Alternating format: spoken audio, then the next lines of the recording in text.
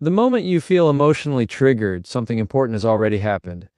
Your body has reacted before your mind had a chance to speak.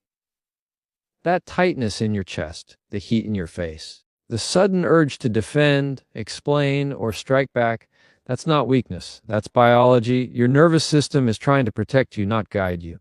Most people make the same mistake right here. And they treat the trigger like an emergency that needs an immediate response. It doesn't. The first thing you need to do when you're emotionally triggered is slow the moment down. Not by thinking faster, not by explaining yourself, by grounding your body, lower your shoulders, unclench your jaw, breathe deeper than the emotion. When your body slows, your power returns. Triggers feel urgent because your system believes something is at risk, your respect, your safety, your worth. But reacting doesn't protect those things. It usually sacrifices them. You don't need to respond while activated. You don't need the perfect words. You don't need to prove anything. You need space. The strongest people are not the ones who never feel triggered. They're the ones who notice it early and refuse to let it drive. Awareness is the interruption. The second you say internally, "I'm triggered right now," the reaction loses its grip. You've stepped out of the emotion and into observation. That shift matters, because emotions are temporary but reactions create consequences. When you're triggered, your perception narrows. You hear threat where there may be none. You assume intent that hasn't been confirmed. You speak from defense instead of clarity. That's not the moment to solve, correct, or confront.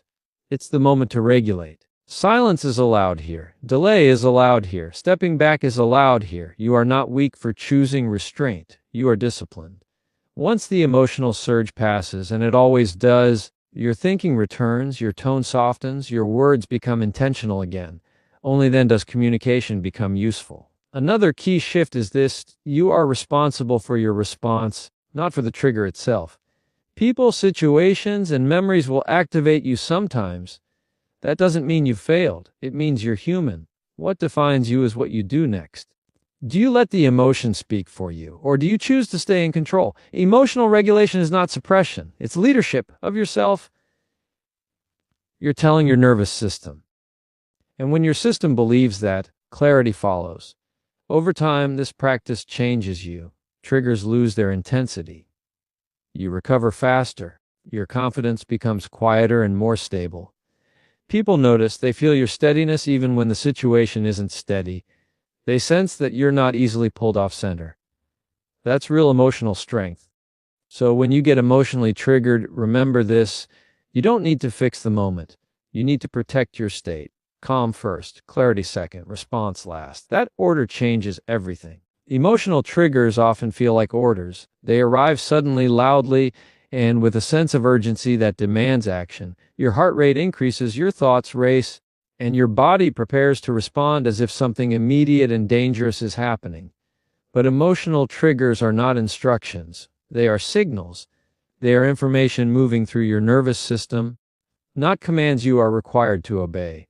Understanding this distinction is one of the most important shifts a person can make for emotional strength and self-control. A trigger is your system alerting you that something familiar has been activated. It could be a tone of voice, a look, a memory, or a situation that resembles past pain, rejection, or threat. The body reacts first because it is designed to protect. It does not pause to analyze context or intention. It reacts based on patterns. That reaction can be intense, but intensity does not equal accuracy. A signal simply means something has been noticed, not that something must be acted on immediately. Many people mistake the strength of a feeling for the importance of a response. If it feels strong, they assume it must be addressed right away. This is where problems begin. Acting while triggered often leads to words you wish you could take back, decisions made from fear, and conflicts that escalate unnecessarily. The emotion feels justified in the moment, but the outcome rarely is. Recognizing a trigger as a signal allows you to separate sensation from action. Signals are meant to be observed, not followed blindly. When a warning light turns on in a car, you don't slam the steering wheel or jump out while driving. You notice it. You assess it. You respond appropriately once you understand what it means. Emotional triggers work the same way. They indicate that something inside you needs attention, not that something outside you needs to be attacked or fixed immediately.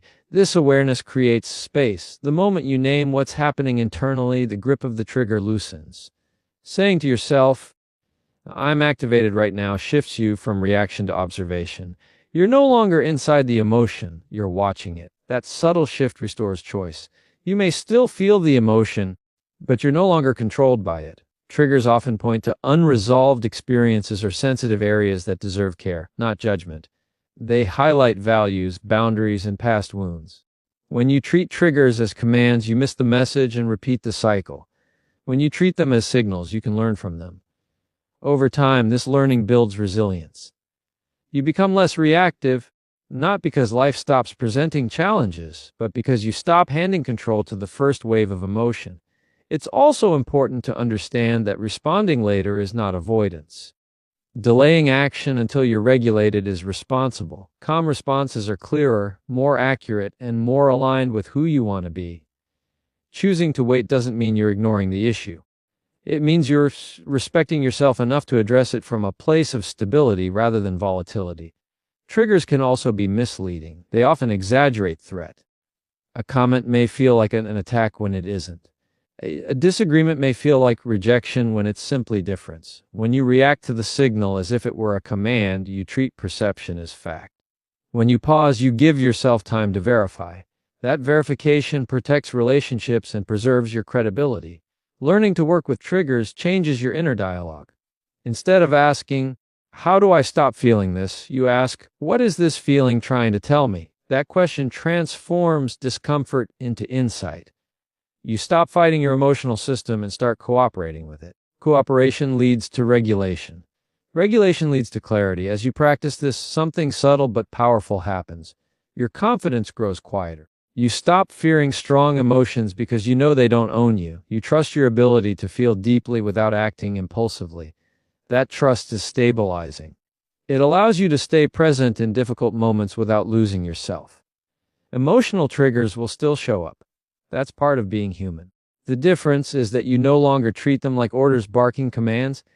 You treat them like signals passing information. You listen, you assess, and you choose your response.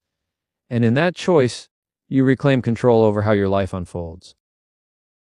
The body reacts before the mind can reason. Long before logic forms a sentence, your nervous system has already scanned the room, assessed the tone, and decided whether you are safe. Your heart may start racing, your shoulders tighten, your breathing shift, and you may not yet know why. This is not weakness. It is wiring. The body is built for speed. The mind is built for analysis. And speed almost always wins the first round. When something feels threatening, whether it's a sharp comment, a disapproving look, or a sudden change in someone's tone, the body does not wait for evidence. It responds to patterns. It remembers what felt similar in the past and prepares you to protect yourself. That preparation might look like defensiveness, anger, withdrawal, or even silence. The reaction is immediate because survival systems do not operate on debate. They operate on detection. This is why you can feel offended before you consciously decide that something was offensive. It's why anxiety can rise before you fully process the situation. The body interprets cues through sensation, not logic. A raised voice may trigger adrenaline. A dismissive laugh may tighten your chest. A long pause in conversation may create tension in your stomach. These responses are automatic, and they are fast because they are meant to be. The mind, on the other hand, takes a moment. It wants context. It asks questions. It considers alternatives. But it arrives slightly behind the body's alarm system. By the time you start thinking